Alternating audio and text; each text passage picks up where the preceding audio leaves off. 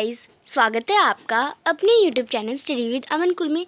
आज हम लाए हैं director of education GNCT of Delhi की तरफ से जो आपका मिड टर्म का एग्ज़ाम है, प्रैक्टिस पेपर है, वो हम आज की इस वीडियो में डिस्कस करेंगे। 9th क्लास के बच्चों 2022-23 सेशन के लिए। और साइंस का है आपका ये, जो हिंदी मीडियम इंग्लिश मीडियम दोनों में ही डिस्कस करेंगे। 80 मार्क्स का पेपर है आपका, 3 घंटे का। तो यहाँ पे कुछ ग्रामर इसके इंस्ट्रक्शंस देख लेते हैं। सेक्शन ABCD 4 सेक्शन है, 36 क्वेश्चन टोटल 36 क्वेश्चन है। क्वेश्चन नंबर 1 से 20 आपके MCQs होंगे। क्वेश्चन नंबर 21 से 26 आपके शॉर्ट आंसर टाइप होंगे। सेक्शन C आपका 27 33 थोड़ा सा शॉर्ट आंसर टाइप, मतलब 3 मार्क्स के होंगे, 50 से 80 वर्ड लिखने होंगे। 34 से 36 आपके 5 मार्क्स होंगे, जिसमें आपको 80 से 120 वर्ड लिखने हैं। जहाँ पे डायग्राम बनाना है वहाँ पे आपको नीट एंड क्लीन डायग्राम बनाना है, जिस क्वेश्चन में मांगता है। सबसे पहले सेक्शन ए, फर्स्ट क्वेश्चन है, निम्नलिखित तापमानों को सेल्सियस में परिवर्तित करिए। यानी ये जो टेम्परेचर केल्विन में दे रखे हैं उसमें आपको सेल्सियस में करना है। तो क्या करते हैं, सबसे पहले 793 है, सेल्सियस में कन्वर्ट करने के लिए किससे माइनस कर देते हैं, 273 से। तो आपका आंसर क्या आ जाएगा, 793 में से 273 माइनस करेंगे तो 520 और 520 आ जाता है, और जो आंसर आया उसमें आगे सेल्सियस लगा देते हैं। नेक्स्ट है 870 में से 273 माइनस करेंगे तो हमारा क्या आ जाएगा, 597, जो कि आपका डिग्री सेल्सियस आपका आंसर हो जाएगा। फर्स्ट एंड सेकेंड हो गया, हमने केल्विन को सेल्सियस में बदल दिया। अब आपको निम्न पदार्थों को कणों के बीच बढ़ते हुए आकर्षण के बल, इसमें आपको फर्स्ट क्वेश्चन में अथवा भी दे रखा है, अथवा भी एक बार देख लेते हैं। एक गोताखोर स्विमिंग पूल में पानी को काटने में सक्षम है, कौन सा पदार्थ का गुण ये प्रेषण दर्शाता है। तो ये जो पदार्थ होता है वो हमारा आकर्षण बल दर्शाता है। तो यहाँ पे आप इसमें आकर्षण बल दर्शाता है पूरा आप लिख लेंगे, आकर्षण बल, या फिर आप इसमें इंग्लिश में लिखेंगे फोर्स ऑफ अट्रैक्शन। फोर्स यानी स्विमिंग पूल में तो विच प्रॉपर्टी ऑफ मैटर दस दिस ऑब्जर्वेशन, तो फोर्स ऑफ अट्रैक्शन जो होगी वो प्रॉपर्टी होगी मैटर की, अट्रैक्शन। नेक्स्ट है question number second, arrange the following substance in the increasing order force of attraction between the particles. तो पार्टिकल्स के फोर्स ऑफ अट्रैक्शन के आपको बेसिस पर इसे करना है, यानी इन पदार्थों के कणों के बीच बढ़ते हुए आकर्षण बल के अनुसार। तो सबसे पहले तो हमारा ऑक्सीजन होता है, फिर आप जल यानी H2 यानी वाटर आप करेंगे, H2O लिख देती हूँ मैं। उसके बाद जैसे एरो एरो बना के चलेंगे। देन चीनी आपका यानी शुगर, तो यहाँ आप इंग्लिश हिंदी दोनों में यहाँ पे लिख लेंगे, चीनी यानी आपका शुगर हो जाएगा। अब एलॉयज़ क्या होते हैं, आपको एक एग्जांपल देना है, तो मैं आपको बता देती हूँ, आपको डेफिनेशन बुक से लिखनी है। एलॉयज़ यानी मिक्स धातु जो होते हैं उनमें एक आधातु होती है और एक धातु होती है, एक या दो भी हो सकती है। एक आधातु और जब धातु और आधातु के मिश्रण होता है, धातु और आधातु का मिश्रण होता है तो वो मिक्स धातु बनाता है। इसका एक एग्जांपल हो जाएगा इस्पात। और इंग्लिश में बोलें तो मेटल्स और नॉन मेटल्स जब एक दूसरे के साथ मिलाए जाते हैं, रिएक्शन नहीं करवाते, हम मिलाते हैं, तो यहाँ पे ये एलॉयज़ बनाते हैं। जस्ट लाइक एग्जांपल हम ले लेते हैं एलॉय का, एक स्टील एक एलॉय है जो कि आयरन का होता है। फिर है चौथा क्वेश्चन, विलयन की सांद्रता क्या होती है। तो विलयन का जो विलय की मात्रा उसकी सांद्रता कहलाती है, जितना उसमें विलय प्रेजेंट होगा, विलय की मात्रा यानी कॉन्सेंट्रेशन ऑफ सॉल्वेंट यानी amount of solvent present in it. तो यानी कितना अमाउंट में सॉल्वेंट उसमें प्रेजेंट है, तो इसमें अमाउंट ऑफ सॉल्वेंट आप कर लेंगे। नेक्स्ट है क्वेश्चन नंबर 5, उन दो जीवों के नाम बताइए जिनका हमने अध्ययन किया और जिसमें अपने स्वयं से आनुवंशिक पदार्थ होते हैं। तो वो होता है एक तो माइटोकॉन्ड्रिया, जस्ट लाइक मैं हिंदी में लिख देती हूँ माइटोकॉन्ड्रिया, हिंदी में भी लिख देती हूँ। दूसरा हमारा होता है अंतर्द्रव्य जलिका, यानी एक तो माइटोकॉन्ड्रिया होता है, कॉन्ड्रिया। नेक्स्ट हमारा होता है एक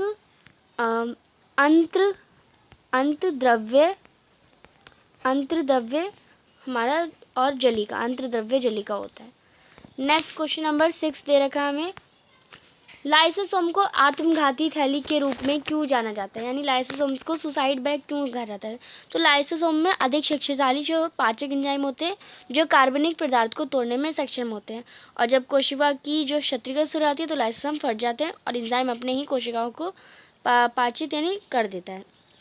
और इंग्लिश में आप लिखेंगे जो लाइसोसोम होते हैं उन्हें सुसाइड बैग इसलिए कहा जाता है क्योंकि लाइसोसोम होते हैं वो उनके जो खुद के एंजाइम्स होते हैं वो बहुत ज़्यादा पावरफुल होते हैं और वो कार्बनिक पार्टिकल्स को भी या कंपाउंड को भी वो ब्रेक डाउन कर देते हैं इजीली।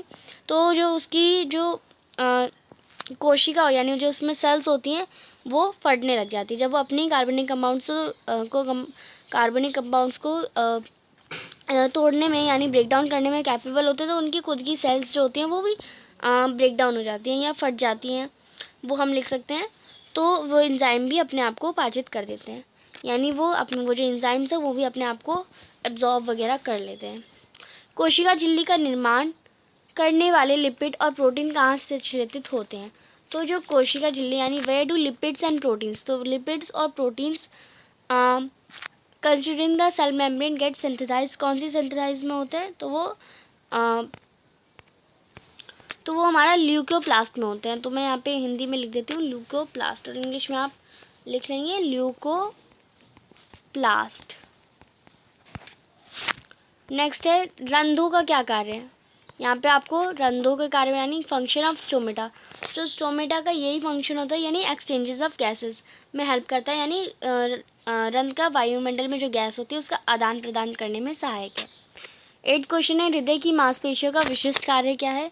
तो हृदय की मांसपेशियों का इसमें प्रसार वो ना क्या कहती है भर लंबबंद होकर प्रसार तथा संकुचन करती रहती हैं, यानी कार्डिक मसल का यूज़ हमारा ये हो जाएगा कि वो हमारी लाइफ टाइम जो है वो एकदम लयबद्ध होकर यानी वो पूरा एक रेगुलर में काम करती रहती है कार्डिक मसल्स, और कभी भी रुकती नहीं है। फिर है अपनी गति और वेग में अंतर कैसे देंगे। तो गति हमें पता है गति एक अदिश राशि है और वेग हमारा एक सदिश राशि है। इसके और में दूरी और विस्थापन में हम अंतर बताएंगे, तो एक नंबर का तो एक ही अंतर बताएंगे, दूरी एक अदिश राशि और विस्थापन एक सदिश राशि है। वैसे ही हमारा डिफरेंट स्पीड और वेलोसिटी में, तो स्पीड हमारी क्या होती है, तो हमें पता है हमारी स्पीड जो होती है वो स्केलर क्वांटिटी होती है और वेलोसिटी हमारी वेक्टर क्वांटिटी होती है। वैसे ही डिस्टेंस हमारा स्केलर क्वांटिटी होता है और डिस्प्लेसमेंट हमारा वेक्टर क्वांटिटी होता है। ये दोनों क्वेश्चन के हम ऐसे ही सेम आंसर लिख सकते हैं। नेक्स्ट 10th क्वेश्चन है विच of the following is true for displacement. Displacement क्या होता है, it can not be zero, हाँ ये करेक्ट है। It migrates which of the following is true for displacement, it magnitude is greater than the distance travel by the objects, यानी इसका परिमाण जो होता है वस्तु द्वारा तय गई दूरी से अधिक होता है। तो ऐसा नहीं होता, इसका कम भी हो सकता है। तो ये तो यस लाइक मैं आपको एक एग्जांपल से बताती हूँ। अगर आपका डिस्टेंस इतना है यानी 3 मीटर और 3 मीटर 6 मीटर आपका डिस्टेंस है, पर आपका डिस्प्लेसमेंट 2 मीटर भी हो सकता है, ये आपको बता सकते हैं डिस्प्लेसमेंट आपका। और नेगेटिव में नहीं होता और ज़ीरो कभी नहीं होता, तो इसमें आपका first option it can not be zero होता है। जड़त्व के नियम, यानी आपको जड़त्व के नियम बताने हैं। जड़त्व के नियम क्या होते हैं, ये लॉ ऑफ इनर्शिया पूरा है आपका इस पैराग्राफ में आंसर मतलब आपका बुक में लिखा हुआ है, आप वो लिख सकते हैं। यदि क्रिया हमेशा प्रतिक्रिया के बराबर होती है, यानी जो हमारा एक्शन होता है हमेशा रिएक्शन के इक्वल होता है, तो बताइए घोड़ा एक गाड़ी को कैसे खींच सकता है। तो एक हॉर्स कार्ट को कैसे पुल करता है, तो हॉर्स कार्ट को पुल कर रहा है, तो जो टायर्स है वो आगे को मूव कर रहे हैं और पीछे को धक्का भी तो दे रहे हैं, पीछे के मूवमेंट को पीछे कर रहे हैं और आगे वो चल रहे हैं, तो एक इक्वल एक्शन भी हो रहा है और रिएक्शन भी हो रही है। किसी वस्तु के संवेग से, यानी कि आप किसी ऑब्जेक्ट के मोमेंटम से क्या समझते हैं और इसका एसआई यूनिट बताना है, बहुत ईजी है। और एक पृथक प्रणाली में जहाँ कोई बाहरी बल नहीं होता कुल संवेग क्या होता है, यानी एक आइसोलेटेड सिस्टम है जिसमें कोई एक्सटर्नल फोर्स नहीं लग रहा है, कोई बाहरी बल नहीं लग रहा है, तो उसको टोटल मोमेंटम कैलकुलेट कर दीजिए। नेक्स्ट 18 क्वेश्चन है what do you understand by organic farming. Organic farming वही होती है जो नेचुरली होती है और नेचुरल सब्सटेंस उसमें यूज़ होते हैं, वो ऑर्गेनिक फार्मिंग होती है। नेक्स्ट असर्शन रीजन का क्वेश्चन है 14, 15, 16। फर्स्ट क्वेश्चन है हमारे दिया हुआ मुर्गी पालन घरेलू मुर्गियों को पालने के लिए किया जाता है, यानी poultry farming is done to raise domestic fowls. मुर्गी पालन के उत्पादन में अंडे का उत्पादन और मांस के लिए बॉयलर उत्पादन शामिल है। यानी जो पोल्ट्री फार्मिंग है वो एग प्रोडक्शन और बॉयलर प्रोडक्शन पोल्ट्री फार्मिंग में यूज़ होता है। तो असर्शन भी ट्रू है, रीज़न भी ट्रू है, तो ये करेक्ट एक्सप्लेनेशन ए ऑप्शन आ जाएगा आपका। The states of matter are interconvertible. पदार्थ की जो अवस्थाएं होती हैं अंतर परिवर्तनीय होती हैं। The state of matter can be change by changing temperature और प्रेशर, तो ये भी ट्रू है, इसमें भी ए ऑप्शन आ जाएगा। पदार्थ छोटे छोटे कणों से बना है। Matter is made up of small particles. The matter around us exist in 3 states. अब यहाँ पे मैटर स्मॉल पार्टिकल से बना और 3 स्टेट में होता है, सॉलिड लिक्विड गैस। दोनों ही स्टेटमेंट करेक्ट है, पर कोई करेक्ट एक्सप्लेनेशन नहीं दे रही, तो इसमें आपका बी ऑप्शन करेक्ट हो जाएगा। 17 से 20 तक के क्वेश्चन है, जो कि सब पार्ट है इसमें, सब में। तो आपको पैराग्राफ पढ़ के ही क्वेश्चन के आंसर करने हैं। जस्ट लाइक मैं पढ़ लेती हूँ। इंडिया में 4 टाइम जो होता है प्रोडक्शन होता है फूड ग्रेन्स का, 1950 से लेके 2010 तक के सिनेरियो को देख के चला जाए तो 20 बस with only 25% increase in cultivated land area, but सिर्फ 25% ही कल्टिवेटेड लैंड एरिया स्टार्ट हुआ है। This is increase in production which achieve things the practice involve in the farming. We can divide into 3 stage. हम इसे 3 stage में divide कर सकते हैं। फर्स्ट जो चॉइस ऑफ सीड है प्लांटिंग के लिए, second nurturing the of the crop plant, and third protecting of growing and harvested crop from loss. Thus the major group of activities for improving crop yields classified as crop variety improvement, crop production improvement और crop management. Next हमें question दे रखा है, what is kharif season period. तो kharif season का period होता है जून से जुलाई, जून से अक्टूबर, जून से नवंबर, जून से दिसंबर। तो ये हमारा वैसे तो मई से जुलाई होता है, तो हम इसे जून टू जुलाई करेंगे। ए ऑप्शन आपका करेक्ट है। राबी सीज़न का पीरियड क्या, राबी सीज़न का पीरियड उससे एकदम वैसे में ये उल्टे में मान लेते हैं, तो ये गर्मी होता है तो ये ठंड में हो जाता है। वो अक्टूबर से दिसंबर होता है, तो अक्टूबर नहीं बट यहाँ पे नवंबर दे रखा है, तो नवंबर से आपका जनवरी जो है आपका ऑप्शन करेक्ट हो जाएगा। राबी सीज़न का पीरियड डी ऑप्शन। नेक्स्ट है, प्लांट जो होते हैं मैन्युफैक्चर करते हैं सनलाइट फूड अपनी सनलाइट में by the process of photosynthesis, यानी प्रकाश संश्लेषण। निम्नलिखित में से कौन सी खरीफ की फसल नहीं है। तो कौन सी खरीफ की फसल नहीं है। खरीफ की फसल आपको पता है कौन कौन सी होती है। तो लाइन सीड तो होती है हमारी, यानी अलसी भी होती है खरीफ की फसल, धान भी होती है और हमारी मक्का भी होती है, पर अरहर जो होती है यानी पिजन पी नहीं होता, तो इसमें आपका सी ऑप्शन करेक्ट है। निम्नलिखित में से कौन सी रबी की फसल नहीं है।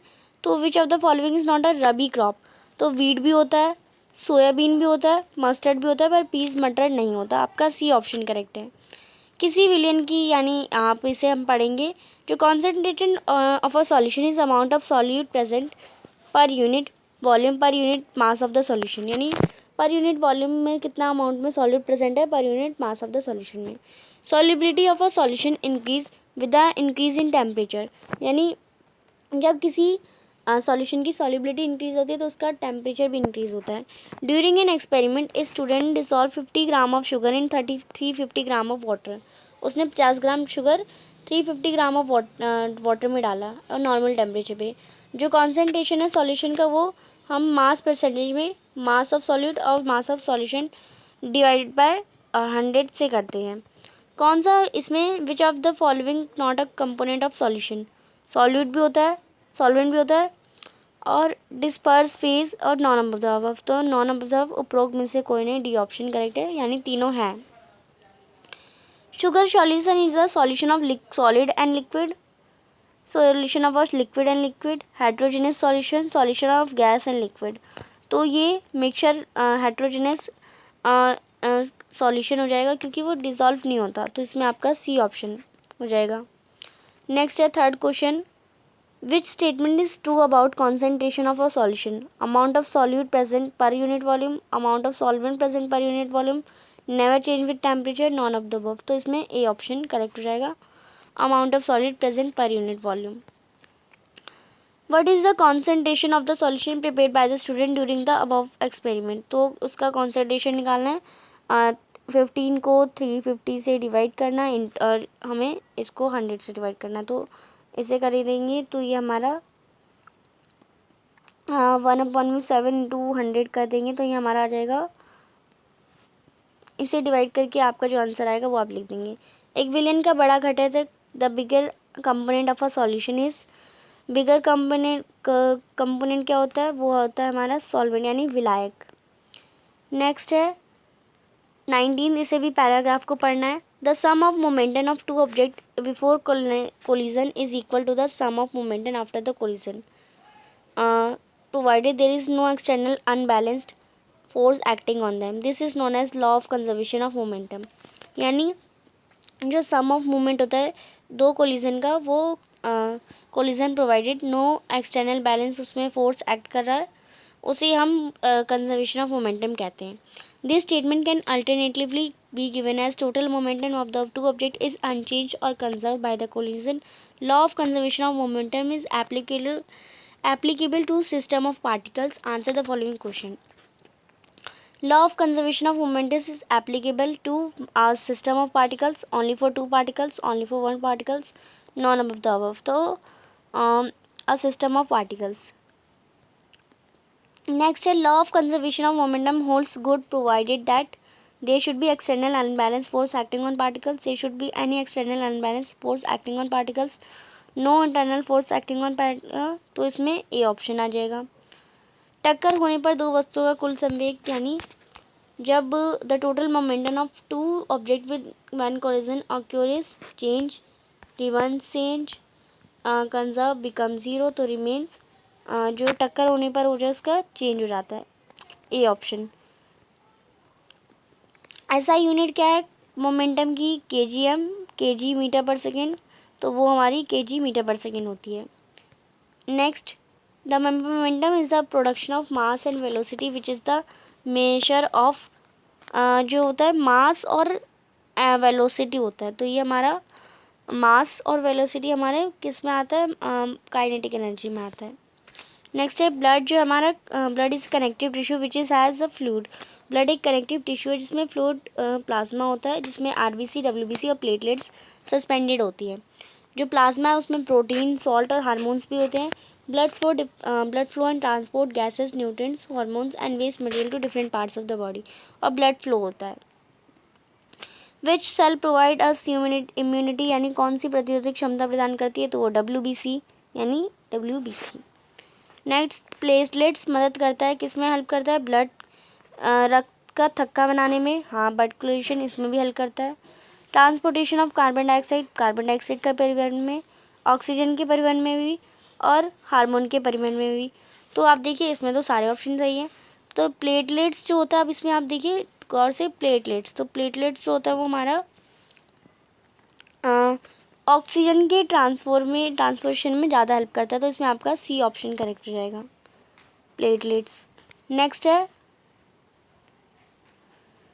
हमारे शरीर में उत्पन्न होने वाली कार्बन डाइऑक्साइड का परिवहन रक्त की किस कोशिका द्वारा किया जाता है, यानी कार्बन डाइऑक्साइड जो प्रोड्यूस हमारी बॉडी में, वो ट्रांसपोर्ट के कौन सी सेल से होता है, आरबीसी, डब्ल्यूबीसी, प्लेटलेट्स या प्लाज्मा, तो वो हमारा ट्रांसपोर्ट वो होता है प्लेटलेट्स से होता है। नेक्स्ट आपका है every connective tissue have, her connective tissue में क्या होता है, मैट्रिक्स होता है, सेल्स आर लूजली स्पेस्ड होते हैं, या शरीर में पदार्थ का परिवहन यानी transport suspend in the body both A and B, जो इसमें आपका बोथ ए एंड बी आ जाएगा करेक्ट। हीमोग्लोबिन रक्त के किस घटक के में मौजूद होता है, तो हीमोग्लोबिन जो होता है वो रेड ब्लड सेल्स में होता है, आरबीसी। सेक्शन बी है why do we see water droplets on the outer surface of glass containing ice cold water, तो हमें आइस कोल्ड वाटर में जो ग्लास के बाहर हम ड्रॉपलेट्स क्यों देखते हैं, क्योंकि इवोपरेशन होती है, डायरेक्ट ये क्वेश्चन है। फिर है यहाँ पे question, liquids generally have lower density as compare to solid but you must have observe ice floats on water. आपने देखा जो आइस है वो वाटर में फ्लो करती है, जबकि उसकी डेंसिटी तो कम है, तो क्यों करती है वो आपको लिखना है, ये भी बुक का डायरेक्ट क्वेश्चन है। What factors may be responsible for losses of grains during storage, तो कौन कौन से फैक्टर्स हैं, या तो उसे जो रैट्स एंड पेस्ट हैं वो खा ले होंगे, जिससे ग्रेन्स कम पड़ जाएगी, या फिर वो ख़राब हो गए होंगे, सड़ गए होंगे, बैग्स में सही से नहीं रखे होंगे, तो ये बहुत सारे अनाज के नुकसान होने के कारक बन सकते हैं। फिर है how would you confirm that colourless liquid given is you is pure water. आप कैसे कन्फर्म होंगे कि कलरलेस गिवन जो लिक्विड है वो प्योर वाटर है, तो आप उनसे उसकी एक्सपेरिमेंट करके देख सकते हैं, और वो एक्सपेरिमेंट आपको पता है कौन सा करते हैं। List the points difference between homogeneous और होमोजीनियस। तो होमोजीनियस कैसा मिक्सचर है, इसमें डाइट्स जो इसमें सॉल्यूशन बन जाता है, बट ये सस्पेंडेड पार्टिकल्स हमें दिखते हैं, पूरी तरह डिसॉल्व नहीं हो पाता, ये सब हम लिख देंगे। एक ऑटोमोबाइल व्हीकल है जिसका मास है 150 kilogram. What must be the force between the vehicle and road if the vehicle is to be stop and a negative acceleration of 1.7 metre पर सेकेंड -2। यानी एक ऑटोमोबाइल वाहन का द्रव्यमान 1500 किलोग्राम है। यदि वाहन को 1.7 मीटर पर सेकेंड के ऋणात्मक त्वरण के साथ रोकना है तो वाहन और सड़क के बीच में कितना बल होना चाहिए, तो वो आप कैलकुलेट कर लेंगे। एक ऑब्जेक्ट ट्रैवल करती है 16 मीटर में 4 सेकंड में, और दूसरी 16 मीटर 2 सेकंड में, तो एवरेज स्पीड क्या होगी। एवरेज स्पीड पहले 16 मीटर प्लस कर देंगे, फिर 16 मीटर प्लस कर देंगे, और सेकंड प्लस कर देंगे। 16 16 32, और ये हमारा आ जाएगा 6, और आप इससे एवरेज स्पीड निकाल सकते हैं इसे डिवाइड करके। नेक्स्ट है question, what would happen if the to the life of a cycle of there was no Golgi apparatus. तो जो लाइफ है सेल की, वो अगर गोल्गी अपैरेटस ना हो, गोल्गी उपकरण ना हो कोशिका में, तो जीवन पर क्या प्रभाव होगा, वो एक चेंज आएगा, वो आप बता देंगे। नेक्स्ट है आपको स्टेप्स बताने हैं जब आप चाय बनाते हैं। Use the word solution, solvent, dissolve, soluble, और आपको ये सारे पार्टिकल्स, ये सारे वर्ड्स, तो आप कहेंगे कि हाँ हम water solvent, water as a solvent use करते हैं, और हम जो शुगर है, और हम शुगर्स और जो चाय पत्ती होती है कि टी लीव्स, वो एज अ हम सॉल्यूट यूज़ करते हैं, उसे डिज़ोल्व करते हैं वाटर में एंड गैस पे चढ़ाते हैं, कुछ इस टाइप आप लिख देंगे। या फिर आप करेंगे एक घोल 320 मिलीग्राम पानी में 40 ग्राम सामान्य नमक होता है, यानी सॉल्यूशन है जिसमें 40 ग्राम कॉमन सॉल्ट है और ये 320 ग्राम वाटर है। आपको विलयन के द्रव्यमान प्रतिशत द्वारा द्रव्यमान के रूप में इसकी सांद्रता को ज्ञात करना है। आपको concentration mass by mass percentage of a solution बताना है। तो 40 को डायरेक्ट आप डिवाइड कर दीजिए 332 से, तो आपका आ जाएगा 0 से 0 कटा, 4 1 ज़ा 4 और 4 8 ज़ा 32, यानी 1/8, यानी आपका 1/8 ग्राम, जो 8 मास परसेंटेज आपका आया है। नेक्स्ट है अमीबा अपना भोजन कैसे प्राप्त करता है, उपयुक्त चित्र द्वारा समझाइए। तो चित्र में आप ऐसे बनाएंगे जस्ट लाइक ये आपने अमीबा बना दिया। यहाँ पे जो उसका पार्टिकल होता है, फूड पार्टिकल, वो एंटर होता है। इसके लिए आप एक नया चित्र बनाएंगे और कुछ इस टाइप दिखाएंगे। मैं एक बार और दिखाती हूँ। एक बार ऐसे बना दिया, ऐसे बना दिया, और अब ऐसे ऐसे ऐसे ऐसे ऐसे हमने बना लिया। अब ये जो फूड पार्टिकल है वो ऐसे आ गया। अब ये सीडोपोडिया को जोड़ लेगा। एक चित्र बनाएंगे, सीडोपोडिया को जोड़ लिया, फूड जो है पार्टिकल अंदर आ गया। या फिर ऐसे बना देंगे उसे, ऐसे ये हमारा जो जुड़ा हुआ पार्ट दिखा देंगे। ये हमें जोड़ना है, ये जोड़ दिया इससे, और ये फूड पार्टिकल इसके अंदर है, और ये हमारा आगे अमीबा बन गया। एंड फिर एक पूरा बना देंगे, जो अमीबा का जो फूड पार्टिकल है यहाँ पे आ गया, और पूरा यहाँ पे लिख देंगे ये सीडोपोडिया होता है, ये न्यूक्लियस है, ये वैक्यूल है, ये सब आपको लिख देंगे, फिल कर देंगे। Name the tissue that form, सारे टिश्यूज़ के नाम बता रहे हैं जो टिश्यूज़ इसमें पूछे गए हैं। टिश्यू जो कि ब्रेन में प्रेजेंट होता है, टिश्यू जो स्टोर करता है फैट हमारे बॉडी में, वही सब आपको बताना है। Differentiate between striated, unstriated and cardiac muscle on the basis of structure, site and location. तो इन तीनों मसल्स में आपको डिफरेंस बताने हैं, और जहाँ पे इनका स्ट्रक्चर है, लोकेशन कहाँ पे है, कार्डिक मसल हमारे कहाँ कहाँ होती है, वो आपको बताना है। नेक्स्ट क्वेश्चन यहाँ पे कैलकुलेशन का ही है। Starting from stationary position, Rahul ने पैडल करा इसकी बाइसाइकिल को 6 मीटर 30 सेकेंड में, और उसने अप्लाई करा ब्रेक, और वेलोसिटी ब्रेक डाउन हुई 4 मीटर से 5 सेकेंड में। आपको कैलकुलेट करना है एक्सेलरेशन बोथ द केसेस में। या फिर आप क्या करेंगे, state which of the following situation are possible, example बताने। एक ऑब्जेक्ट जो कांस्टेंट एसिलेशन से बट ज़ीरो वेलोसिटी, इसका एग्जांपल बताना है। एक ऑब्जेक्ट जो कि एसिलेशन है बट उसमें यूनिफॉर्म स्पीड भी है। एक ऑब्जेक्ट जो कि सर्टेन डायरेक्शन से आई है और एसिलेशन उसका परपेंडिकुलर डायरेक्शन में। 32 आपको describe in brief Newton law of motion, Newton का लॉ ऑफ मोशन बताना है सूटेबल एग्जाम्पल के साथ। तो आपको Newton law of motion, 3 law of motion है न्यूटन के, आप बता देंगे तीनों। एक तो आपका लास्ट इसमें पेपर में भी दे रखा था, third the equal, her action का इक्वल अपोजिट रिएक्शन होता है, वो वाला तो इसमें दे रखा था, बाकी दो आप लिख देंगे। हाउ डू यू डिफरेंशिएट, यानी आप between capture fishing and mariculture and aquaculture, यानी कैप्चर फिशिंग, मैरीकल्चर और जलीय कृषि में कैसे अंतर स्पष्ट करेंगे, उनके डिफरेंशिएट कर देंगे तीनों को टेबल बना के। नेक्स्ट है what are the difference between prokaryotic और इक्वारियोटिक सेल्स, तो इन दोनों सेल्स में डिफरेंस बता दीजिए। प्लांट सेल एनिमल सेल से डिफरेंट कैसे है, क्योंकि प्लांट सेल में क्या क्या है और एनिमल सेल में क्या क्या है, कि आप इस प्लांट सेल में वो जो सेल वॉल होती है उसमें जो लेयर होती है वो प्रेजेंट नहीं होती बट एनिमल में होती है, ये सब आप बता देंगे। Answer the following question, describe cell theory, जो कि सेल्डियन और स्वैमन ने दी थी, एक्सप्लेन बाय विक्रो। डिफरेंट बिटवीन आइसोटोनिक, हाइपरटोनिक और हाइपरटोनिक सॉल्यूशन, तीनों में आपको डिफरेंस बताने हैं। फिर है कुछ क्वेश्चंस आपको, why does desert cool better an on a hot और ड्राई डे, यानी जो डेजर्ट जो है वो कूल मतलब यहाँ पे हिंदी में भी आप साथ साथ पढ़ लेंगे, जो गर्म शुष्क दिन में कूलर अधिक ठंडा क्यों होता है, यानी जब गर्मी और शुष्क दिन में जो कूलर हुआ होता है वो अधिक ठंडा क्यों देता है, ये बताना है आपको। गर्मियों में घड़े का जल ठंडा क्यों होता है, और ये बताना है। नेक्स्ट, एसीटोन पेट्रोल या इत्र डालने पर हमारी हथेली क्यों ठंडी क्यों हो जाती है, तो जस्ट लाइक एसीटोन और पेट्रोल डालते हैं हम तो हमारा जो पाम है वो ठंडा फील होने लगता है, क्यों होता है वो बताना है। कप की अपेक्षा प्लेट से हम गर्म दूध या चाय जल्दी क्यों पी लेते हैं, क्योंकि जो उसकी हॉटनेस होती है वो सारी इवेपोरेट हो जाती है। नेक्स्ट, गर्मियों में किस तरह के कपड़े पहनने चाहिए, तो गर्मियों में हमेशा हमें कॉटन के और एकदम ढीले ढाले कपड़े, कॉटन के ढीले और सूती के कपड़े पहनने चाहिए, और इसलिए क्यों पहनने चाहिए ये भी आपको बता देना है। तीनों में से कौन सा सबसे तेज, यानी इसे क्वेश्चन को पढ़ेंगे सबसे पहले। ये केवल दृष्टिबंधित छात्राओं के लिए, एंड आगे आपको नहीं करना, आगे इससे आपको दृष्टिबंधित छात्राओं के लिए दे रखा है, ये सारा भी विजुअल इम्पेयर्ड के लिए दे रखा है। तो यहाँ पे आपका सैम्पल पेपर कंप्लीट होता है। आई होप आपको अच्छे से समझ आ गया होगा। चैनल को अभी तक सब्सक्राइब नहीं किया तो प्लीज़ चैनल को सब्सक्राइब ज़रूर करें, ज़्यादा से ज़्यादा दोस्तों के साथ शेयर करें, और वीडियो अच्छी लगी तो इसे लाइक ज़रूर करिएगा, दोस्तों के साथ शेयर ज़रूर करिएगा। Thanks for watching, bye bye guys.